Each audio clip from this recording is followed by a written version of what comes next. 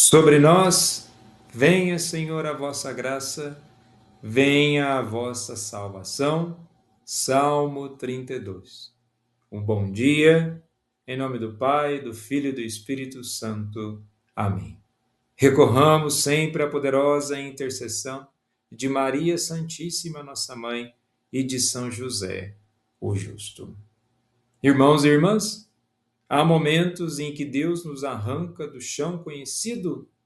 A fé não começa com conforto, mas com um chamado. Imagine Abraão, idoso, estabelecido com sua história já escrita, ouvindo uma voz que rompe a rotina. Sai da tua terra, conforme nós iremos escutar na primeira leitura de hoje, em Gênesis capítulo 12, dos versículos 1 ao 4. Imagine Pedro, Tiago e João levados por Jesus a um monte alto, sem saber que ali sua visão do mundo seria despedaçada e refeita. Entre a planície da segurança e a altura da salvação e revelação, há um caminho de obediência. Hoje a palavra nos convida a percorrê-lo, e é isso que também escutaremos no Evangelho, em Mateus capítulo 17, dos versículos 1 ao 9. Do mesmo modo, a segunda leitura de hoje, na segunda carta de São Paulo a Timóteo, do capítulo 1, dos versículos 8 ao 10, mostra exatamente o chamamento a nós para uma vocação santa. E vocação santa não vai nos isentar de nenhum tipo de desafio ou sofrimento. Afinal de contas, a vida está aí para ser vivida, caminhada, debatida e enfrentada. E é exatamente isso que nós podemos refletir sobre a primeira leitura de hoje em Gênesis, que inaugura a história da eleição. Deus dirige-se a Abraão com 3 imperativos: sai, vai e eu te mostrarei.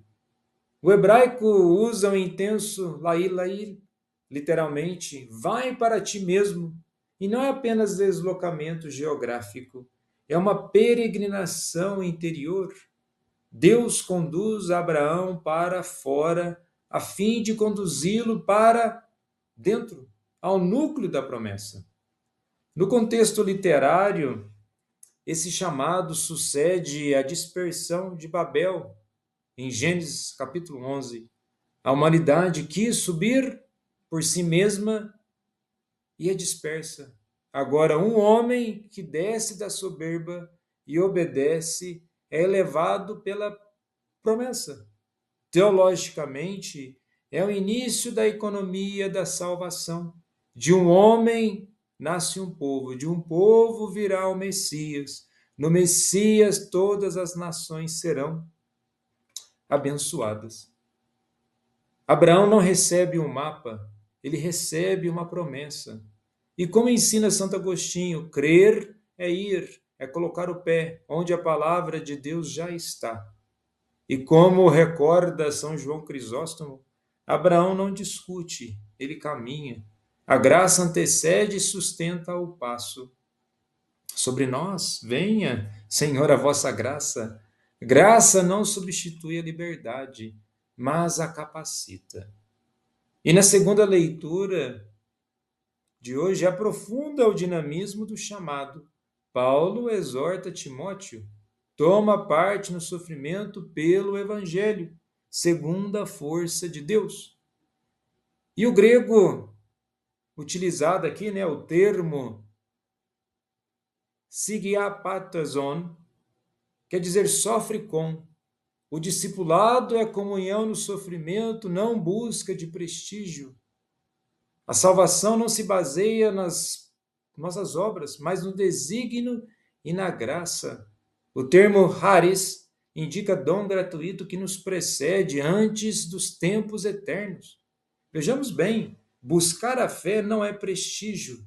Buscar a fé não nos torna melhores e nem piores. A busca da fé, de uma vivência cristã, nos torna diferentes. A nossa caminhada ela é diferenciada não simplesmente para nos sentirmos melhor. O Deus que nós temos, o Mestre ao qual nos chama, nos coloca numa situação de consciência para que tenhamos um caminho diferenciado. Se nós não caminharmos diferenciadamente, qual é a forma que nós estamos vivendo? Não se pode ter apenas uma lógica de fé, de conveniência. E no Evangelho de hoje, em Mateus, capítulo 17, dos versículos 1 ao 9, que narra a transfiguração, historicamente o episódio ocorre após o primeiro anúncio da paixão, conforme Mateus 16, do versículo 21. E funciona como revelação antecipada da glória pascal para sustentar os discípulos na hora do escândalo da cruz. Teologicamente, é a epifania da identidade do Filho e a confirmação na missão messiânica. E o verbo grego para transfigurar, metamorfomete, foi transfigurado, indica mudança de forma que manifesta a realidade interior. Não é que Jesus se torne outro, ele revela quem é. Sua face resplandece como o sol, suas vestes tornam-se brancas como luz. E aparece Moisés, na simbologia da lei e da Torá, e aparece também Elias, os profetas, que dialogam com ele. Toda a Escritura converge para Cristo.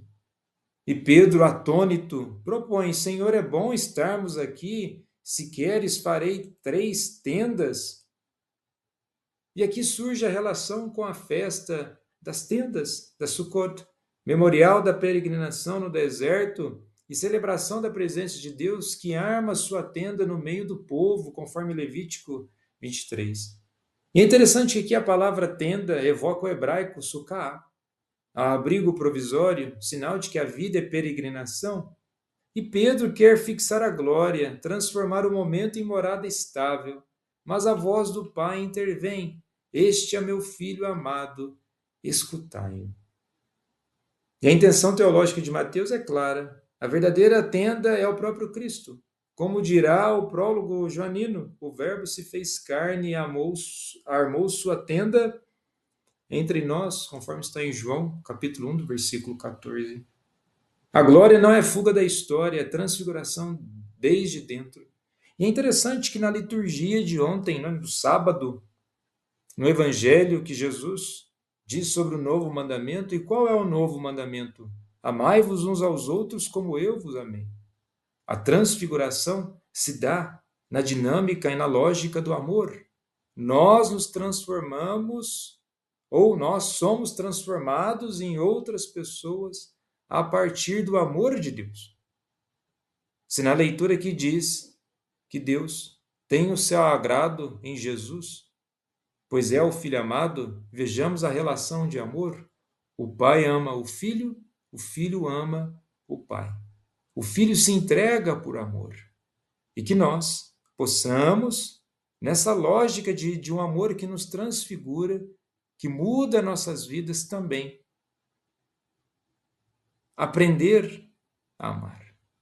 A caminhada quaresmal, ela passa, sim, por um sentido de reflexão, numa lógica de sofrimento e de penitência. Mas, se tudo isso não for sustentado para aprendermos a amar mais, e que Deus, de fato, nos chame na sua intimidade e nos aponte para o caminho de transformação, tudo que nós estamos fazendo, nós corremos o sério risco de ser somente algo externo, sem muita conversão e apenas especulação. Jesus, manso e humilde de coração, fazei o nosso coração semelhante ao vosso.